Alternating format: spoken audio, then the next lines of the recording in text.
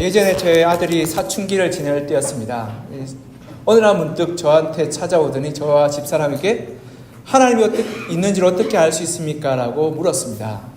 제가 그 이야기를 듣고 굉장히 긴장했습니다. 드디어 때가 왔구나. 우리 아들이 이제는 하나님이 있다는 것을 증명해 보이라고 나한테 요구하고 그것이 안 되면 내가 이제는 교회를 떠나겠습니다라고 말할 때가 왔구나라고 긴장했습니다. 근데 제 어릴 때 생각해 봤습니다. 제가 어릴 때 하나님이 있음을 어떻게 알 수 있습니까? 라고 물어봤더니 등짝을 맞았습니다. 그냥 믿으면 돼. 그런 걸 뭘 고민하냐라고 얘기하며 교회 나오면 그냥 믿음이 생기는 거야 라고 들었습니다. 제가 차마 그렇게 할 수는 없었습니다. 저도 이게 공학을 전공하고 과학을 공부했던 사람으로서 우리가 합리적으로 생각하고 합리적으로 우리가 믿을 만한 것을 믿는 것이 올바른 믿음 아니겠습니까? 그렇지 않을 때 우리는 잘못된 길로 빠지게 되고 그저 덮어놓고 믿는 것이 건강한 믿음이 아님을 제가 뼈저리게 느끼고 생각하게 되었습니다. 그래서 우리 아들에게 저와 집사람이 고민하기 시작했습니다. 어떻게 하면 올바르게 하나님이 계심을 그리고 하나님이 있음을 증명하고 그리고 믿을 수 있는가. 사실 제가 많이 고민하고 생각해 봤는데 그러한 믿을 수 있는 증거가 참 많이 있습니다.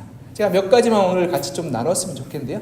첫 번째 우리가 하나님을 알고 또 하나님을 믿을 수 있는 증거는 이 눈에 보이는 가치와 눈에 보이지 않는 가치의 차이에 있습니다. 우리는 많은 사람들이 눈에 보이는 것만 믿습니다. 즉 눈에 보이고 손에 잡히고 눈에 보이고 그리고 또 만져지는 것만 믿죠.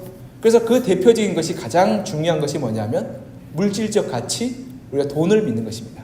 그래서 사람들은 돈으로 사람들을 판단하고 평가하고 재단합니다. 그리고 그 돈으로 평가하고 판단하는 그 가치가 가장 올바른 가치라고 생각합니다. 그래서 젊은 친구들도 만나보면 우리 아이들과 얘기하다 보면 그런 얘기합니다. 차가 3억짜리라 진짜 좋겠다라고. 그 차가 어떤 편의기능과 어떠한 그런 유용성과는 전혀 상관없이 그 차의 가격이 3억짜리면 좋은 차입니다. 근데 그 차 가격이 1,000만 원이면 똥차가 되는 겁니다. 제가 그 차를 몰고 있습니다. 네. 사실은 우리가 편리하고 유용하기만 되지 그게 무슨 의미가 있겠습니까? 그래서 이 생텍쥐베리라는 이 프랑스의 소설가가 어린 왕자라는 책에 이런 글을 썼습니다. 이 어른들은 숫자를 매우 좋아합니다. 새로 생긴 친구의 이야기를 할 때도 어른은 정말 중요한 것은 물어보지 않습니다.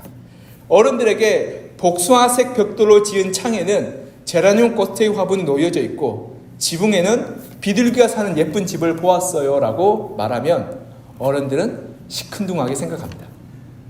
그런데 어른들에게 10만 프랑 10억짜리 집을 보았어요 라면 우와 진짜 좋은 집이구나 라고 괴성을 터뜨린다고 말합니다. 생텍쥐베리 어린 왕자에 그런 글이 있습니다. 이렇게 우리는 때로는 물질적인 것, 눈에 보이는 것으로 사람들을 평가하고 판단합니다. 그런데요, 여러분 한번 생각해 보십시오. 사실은 우리 인생을 행복하게 하고 아름답게 하고 또 즐겁게 하는 것은 눈에 보이는 것이 아니라 눈에 보이지 않는 것입니다. 여러분 물론 10만 원짜리 밥을 먹으면 행복하죠. 그러나 매일 10만 원짜리 밥을 먹어보십시오. 그 밥이 그 밥입니다. 그렇죠? 네, 저도 호텔 뷔페도 가보고 그랬는데 갈 때 한 번뿐입니다. 두 번째 가면 그냥 먹을 만하네라고 바뀌게 되고 그 만족감이 없죠. 그런데요, 누군가 나를 조건 없이 사랑하고 누군가 나를 조건 없이 섬기고 헌신하게 될 때 우리는 그 힘으로 살아갈 수 있는 인생의 힘을 얻게 됩니다. 밥 한 그릇으로는 그 하루를 견딜 수밖에 없지만 누군가 나를 조건 없이 사랑하는 것은 나의 평생을 달려갈 수 있는 힘을 얻게 됩니다. 여러분 인생 가운데 100억을 준다고 하면 여러분의 부모님과 바꿀 수 있겠습니까? 바꿀 수 있는 분이 혹시 계신지 모르겠네요. 네, 제가 갑자기 긴장이 확 됐습니다. 여러분을 조건 없이 사랑했던 부모님과 100억, 1000억을 준다 해도 저는 바꾸지 않는다 생각합니다. 왜냐하면 나의 나됨, 그리고 나를 살게 했고 나를 조건 없이 아낌없이 사랑했던 부모님이 있었기에 내가 여기까지 올 수 있지 않았겠습니까? 그리고 그 사랑이 나의 삶을 아름답게 만들었고 행복하게 만들었고 소중하게 만들었습니다. 그러하기에 우리가 사실은 눈에 보이는 것보다 눈에 보이지 않는 이 가치와 아름다움과 그리고 의미들이 우리 인생을 더 의미 있게 더 소중하게 만들어가는 것입니다. 그리고 그 가운데서 가장 가치 있고 의미 있는 것은 나를 대가 없이 사랑한 하나님이 가장 우리를 사랑하시는 분이시라는 사실입니다. 그것을 알게 될 때 우리 인생이 얼마나 가치 있고 소중하며 아름다운 것인 것을 우리가 깨닫게 되고 만나게 되는 것입니다. 우리가 눈에 보이지 않는 것을 바라볼 수 있는 것이 진정 지혜로운 사람입니다. 그리고 눈에 보이지 않는 것을 기대하고 바랄 수 있는 사람이 진정 현명한 사람인 것입니다. 그래서 부부관계도 눈에 보이는 그러한 대가와 돈을 바라보는 것이 아니라 눈에 보이지 않는 사랑과 섬김과 헌신을 바라볼 수 있는 사람이 진정 지혜롭고 현명하며 가정을 세우는 사람입니다. 그와 마찬가지로 우리 인생 가운데서도 눈에 보이는 물질적인 것을 쫓아가다 보면 그 물질적인 것으로 말미암아 멸망하게 되고 그 물질적인 것을 잃어버리게 될 때 우리는 낙담하고 절망하지만 눈에 보이지 않는 것들을 우리가 찾아 나가게 될 때 눈에 보이는 물질이 조금 없다 할지라도 조금 부족하다 할지라도 우리 인생 그렇게 어렵지 않음을 불행하지 않음을 깨닫게 되고 우리 인생 참 아름답고 소중함을 발견하게 됩니다. 그렇게 될 때 우리는 우리의 이 눈에 보이는 가치 넘어 있는 그러한 보이지 않는 가치의 아름다움과 소중함을 발견하게 되고 눈에 보이지 않는 하나님을 발견할 수 있는 그러한 눈이 열리게 되는 것입니다. 그러한 눈이 열렸으면 좋겠습니다. 두 번째로요, 우리에게 정말 중요한 것은 또한 의와 선함에 대한 기준입니다. 의와 선함의 기준에 대한 것을 바라보게 될 때 우리는 하나님의 의로움과 하나님의 선하심을 우리가 보게 됩니다. 요즘 전세 사기로 인해서 많은 사람들이 고통받고 있습니다. 제가 전세 사기를 한번 살펴봤습니다. 물론 제가 목회자로서 전세 갈 일이 잘 없지만 제가 어릴 때는 1년에 한 번씩 전세를 옮겨 다녔습니다. 근데 요즘에는 전세 사기가 워낙 교모해서 그것으로 인해서 피해받고 고통당하는 사람이 많습니다. 제가 어느 인터뷰하는 걸 봤는데요. 우리가 1억, 2억으로 인해서 전세 사기를 당해서 날려먹고 자살한 사람들에 대해서 안타까워하고 왜 죽었냐라고 말하는데 그분의 말이 인상적이었습니다. 여러분 2억을 벌려면 직장인 2억을 벌려면 1년에 2천만 원씩 저금해야 됩니다. 2천만 원씩 저금해서 10년을 저금해야지 2억을 벌 수 있습니다. 여러분 2천만 원씩 저금하려면요 한 달에 적어도 200만 원 가까이는 저금해야 됩니다. 여러분 청년이 월 한 초봉 많이 받으면 400, 500 받지 않겠습니까? 200만 원을 저금하려면 최소한 생활비 다 떼고 이 월급의 절반을 저금해야 됩니다. 그것도 그렇게 저금해서 10년을 저금해야지 2억을 만들 수 있습니다. 그런데 그것을 하루아침에 날려먹으면 그 10년의 인생이 헛된 것이 되고 얼마나 낙담되고 절망스럽겠습니까? 그러니 그 생각을 해줘야 된다라는 말을 들을 때 참 그렇다라고 생각이 들었습니다.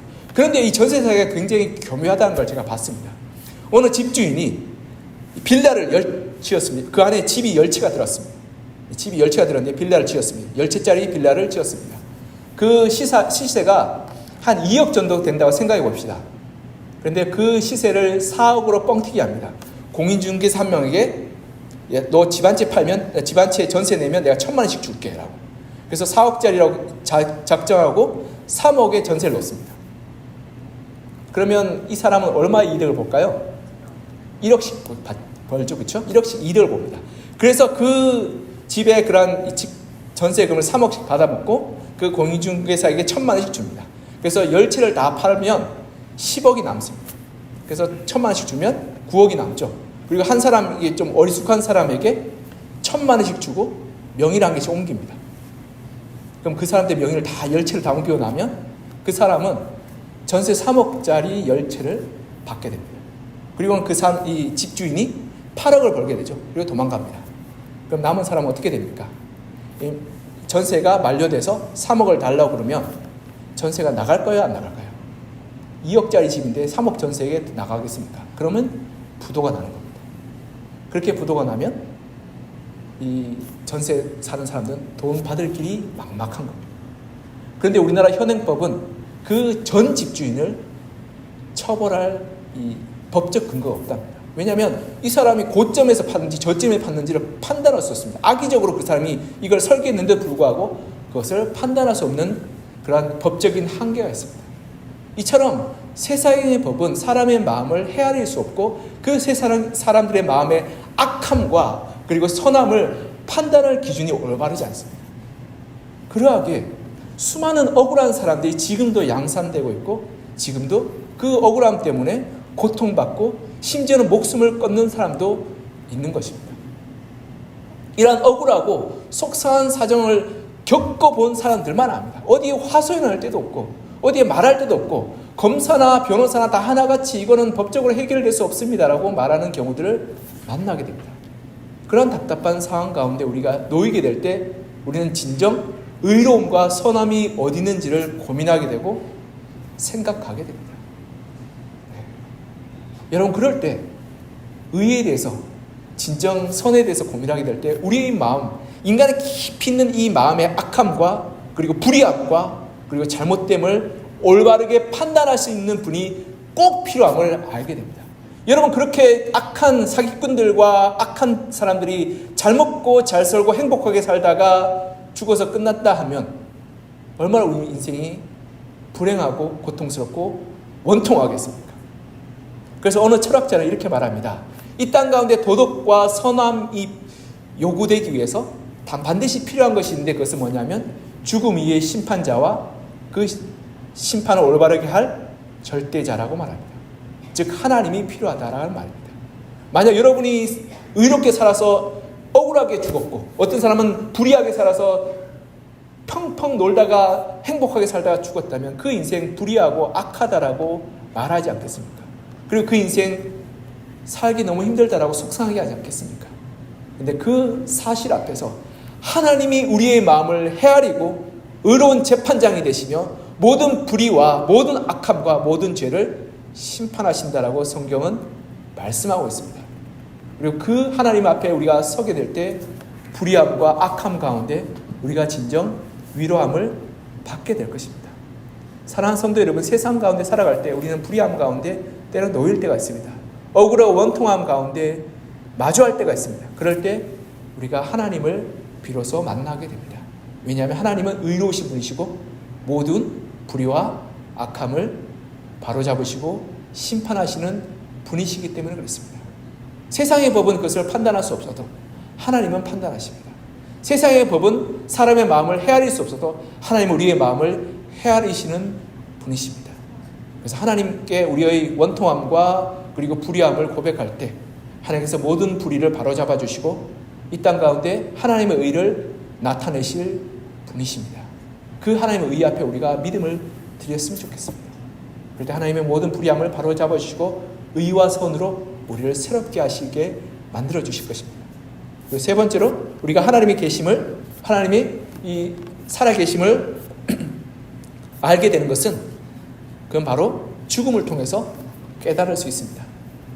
제가 신방하면서 이 반려동물의 죽음을 앞두고 있는 성도님을 만나게 됐습니다.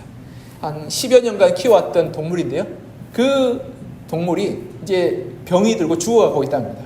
근데 그러면서 그전에는 낫게 해달라고 바라고 소망했는데 그 반려동물의 죽음을 인정하고 수용하면서부터 자기도 죽음에 대해서 생각하게 되었답니다.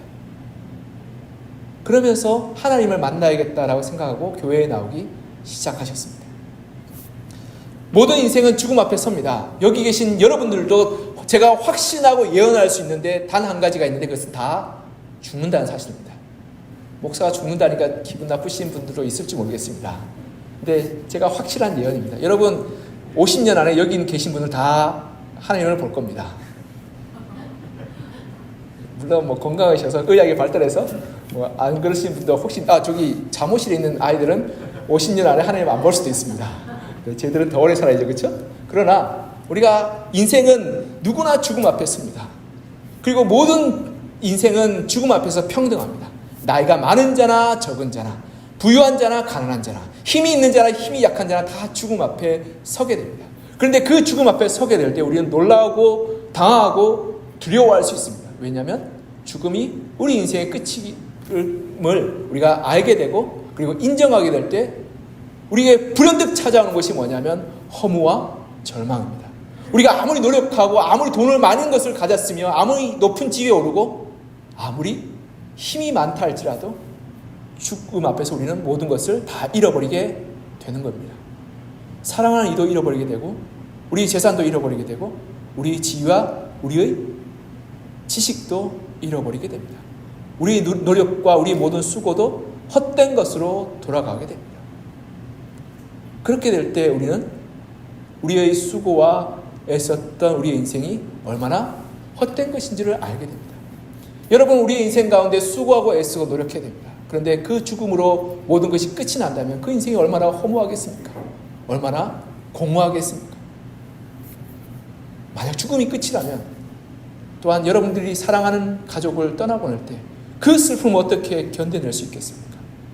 사랑하는 이들이 죽음 앞에서 우리는 그 슬픔을 어떻게 감당할 수 있겠습니까? 그런데요, 하나님은 이렇게 말합니다. 죽음 이후에 영원한 생명과 삶이다. 그리고 하나님을 믿게 될 때 그 영원한 삶을 우리를 초대해 주신다고 말합니다. 그 영원한 삶을 우리가 바라보게 될 때 우리는 죽음의 절망과 허무 앞에서 새 소망을 얻게 됩니다. 괜찮아라고. 지금 이 땅의 삶이 좀 수고스럽고 좀 힘들고 좀 어렵다 할지라도 괜찮아라고 말할 수 있는 것은 죽음 이후에 영원한 생명이 있기 때문에 그렇습니다. 그리고 또한 사랑하는 이를 떠나보내고 죽음 앞에서 우리가 슬퍼하고 낙담하고 절망하는 것이 아니라 그 슬픔을 이겨내고 그 절망을 이겨낼 수 있는 것은 죽음 이후에 다시 만날 소망이 있기 때문에 우리는 괜찮아라고 말할 수 있는 것입니다. 그러하여서 우리가 예수 그리스도를 믿는 하나님을 믿는 우리들은 죽음을 이겨낼 수 있는 소망으로 살 수 있는 것입니다. 그러한 소망이 있기에 우리는 죽음도 절망도 고통도 그리고 수고도 이겨낼 수 있는 삶으로 살아갈 수 있는 것입니다. 만약 그렇지 않는다면, 하나님이 없다면, 그리고 하나님을 믿지 않는다면 우리는 죽음과 고난과 이별 앞에서 우리는 우리의 인생을 감당할 수 없고 견딜 수 없게 될 것입니다. 그리고 그럴 때 우리에게 찾아오는 불현듯 우울과 불현듯한 두려움과 불현듯한 슬픔과 불현듯한 절망을 우리는 도무지 이겨낼 수 있는 방법이 없을 겁니다. 그런데 우리 가운데 하나님이 계실 때, 하나님을 만나게 될 때 우리는 그 우울과 절망과 두려움을 이겨낼 수 있는 그러한 소망과 기쁨을 갖게 되는 것입니다. 우리가 죽음 앞에 설 때, 우리 인생의 마지막 앞을 바라볼 때 그 마지막을 계산하고 달려가는 사람이 지혜로운 사람이요 현명한 사람입니다. 그리고 그럴 때 우리는 우리 인생을 값지고 아름답게 살아가게 될 것입니다.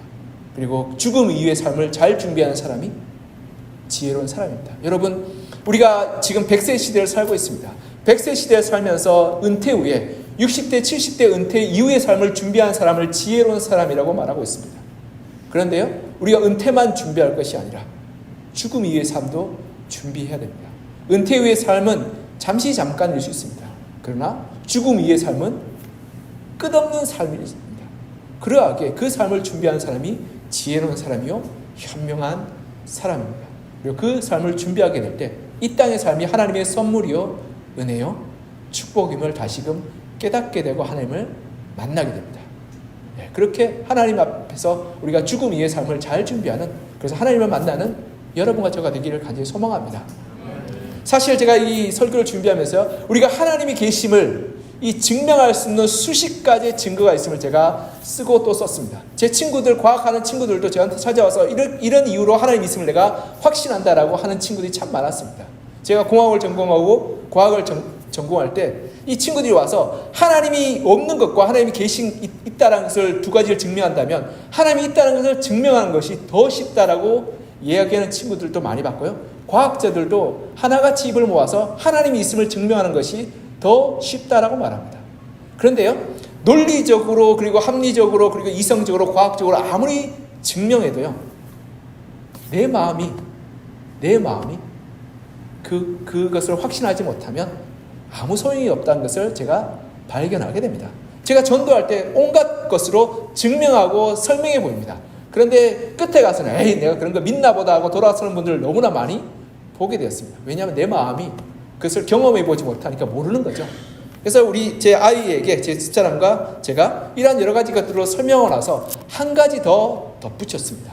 그게 뭐냐면 하나님이 계심을 경험하였다.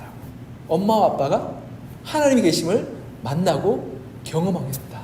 그래서 너도 그 하나님을 경험해 봤으면 좋겠다라고 제가 아이에게 말해줬습니다. 어떻게 경험했냐고 아이가 궁금해하길래 모든 수많은 이론과 주장들을 다 알고 있지만 아빠가 하나님의 계심을 대학 때 믿게 되었고 경험하게 되었고 하나님이 나의 삶 가운데 임하는 것을 경험했다. 초자연적인 경험이라서 그것을 다 설명할 수 없지만 아빠는 개인적으로 경험했다. 그리고 또 한 가지는 아빠가 기도할 때마다 하나님께서 그 기도에 들어주시더라. 한두 번 들어주시면 우연이라고 치부할 수 있는데 아빠가 기도했는데 수백 번, 수천 번 들어주시더라. 기도할 때마다 하나님께 들어주시는데 아빠가 더 이상 하나님이 없다라고 부인할 수 없을 만큼 들어주시더라. 그래서 너도 한번 기도해봤으면 좋겠다라고 제가 우리 아이에게 권했습니다. 그리고 제 아내도 엄마도 이런 경험들이 있는데 이렇게 하나님께서 만나주시고 하나님께서 응답해 주시더라라고 이야기했습니다. 그리고 기도하기를 부탁하고 권면했습니다. 그때 그 권면 이후에 아이가 어느 날은 한 번은 치즈케이크 먹고 싶다라고 이야기했습니다. 근데 그 주간에 치즈케이크 우리 집에 선물로 들어왔습니다. 그리고 그 다음 주에 아이가 메뉴를 바꿔서 치킨이 먹고 싶다라고 얘기했습니다. 어느 사람이 치킨을 기프티콘으로 쐈습니다. 그러면서 한 달간 여러 그런 일들이 일어나기 시작하면서 저와 제 아내가 저희 아이에게 하나님 너를 참 사랑하나 보다. 하나님께서 너를 그렇게 원하는 것마다 공급해 주시니까 참 사랑하나 보다라고. 여러분 먹을 것이 자주 들어오는 것은 우리 아이가 먹을 걸 좋아하기 때문에 그렇습니다. 네, 그래서 그러한 것들이 들어오면서 근데 놀랍게도 아이가 바라는 것이 들어왔습니다. 그러면서 우리 큰아이도 그렇고 둘째 아이도 인정하면서 와, 정말 사랑하는 것 같아라고 인정하게 되고 고백하게 되고 놀랍게도 그 짧은 한 달에서 두 달 사이에 하나하나 그렇게 그 바람을 들어주시는 걸 보면서 하나님께서 우리 기도 가운데 응답하시는 것을 조금씩 확신하게 되었습니다. 그러면서 그 아이가 하나님을 향한 믿음이 조금씩 자라는 것을 보게 되었습니다. 사랑하는 성도 여러분, 덮어놓고 믿는 것, 그것은 건강한 믿음이 아닙니다. 그것은 맹신이죠. 맹신하게 될 때 우리는 잘못된 가르침에 빠지게 됩니다. 그러나 우리가 그것을 검증해보고 확인해보고 또한 경험해보게 될 때 우리는 건강한 믿음으로 살게 됩니다. 하나님이 계신 것을 우리가 확인해보고 또 하나님이 계신 것을 경험해봐서 우리가 한 발자국 믿음으로 살아가게 될 때 우리는 우리의 삶 가운데 때로는 어려움과 때로는 이런 유혹과 때로는 문제가 생긴다 할지라도 그럼에도 불구하고 하나님이 계신 것은 객관적 사실이요 내가 경험해봤던 그러한 증거가 있는 사건이기 때문에 하나님을 확실하게 믿을 수 있어라고 고백하게 될 것입니다. 그것은 감정적인 변화나 그것은 또한 나의 기분에 따른 느낌이나 아니면 내가 덮어놓고 믿는 맹신이 아니라 내가 확인하고 내가 경험하고 내가 검증해봤던 사실이기 때문에 그렇습니다.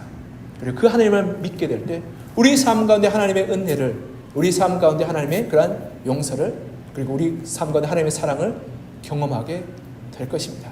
그리고 가장 중요한 것은 우리가 우리 삶 가운데 불의함과 그리고 그러한 부정직함으로 인해서 고통받습니다. 그런데요 우리 삶을 돌아보면 나도 불의하고 나도 부정직하고 나도 선하지 못한 존재임을 깨닫게 됩니다.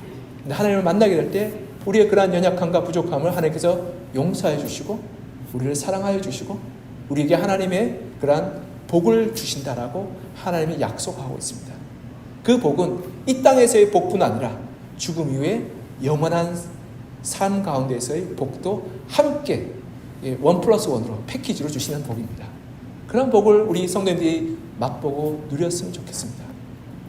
그런 하나님을 만나게 될 때 우리 가운데 하나님이 주시는 그런 은혜와 복을 풍성하게 누리게 될 때 우리 인생이 살만나게 되고 또 영원한 삶을 바라보기에 이 땅의 어떤 문제와 어려움도 이겨낼 수 있는 그러한 힘과 소망을 갖게 될 것입니다.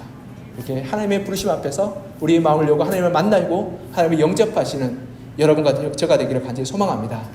이제 우리 같이 좀 기도했으면 좋겠습니다. 제가 영접 기도를 하는데요. 우리 성도님들도 같이 좀 따라 하셨으면 좋겠고 또 혹시 하나님을 믿겠다고 고백하시는 분들도 같이 따라 했으면 좋겠습니다. 같이 기도하겠습니다. 사랑하는 하나님 아버지, 나는 하나님을 믿고 싶습니다. 십자가에서 죽으심으로 내 죄를 용서하시니 감사합니다. 지금 나는 내 마음의 문을 열고 하나님을 나의 하나님으로 영접합니다. 내 안에 들어오셔서 내 삶의 주인 되어주시고 나를 주님이 원하시는 사람으로 만들어 주옵소서. 예수님의 이름으로 기도합니다. 아멘.